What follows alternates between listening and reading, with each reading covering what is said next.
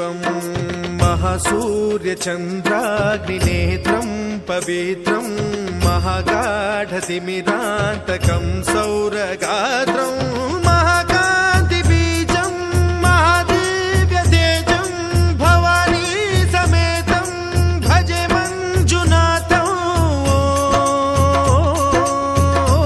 नमः शङ्कराय च मयस्कराय च नमः शिवाय च शिवतराय च भवहराय च महाप्राणदीपं शिवं शिवं भजे मञ्जुनाथं शिवं शिवं अद्वैतभास्करम्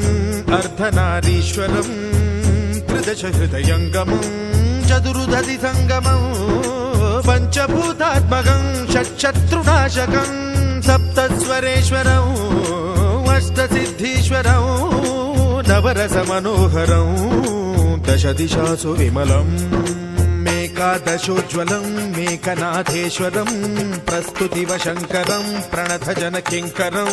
दुर्जनभयङ्करं सज्जनशुभङ्करं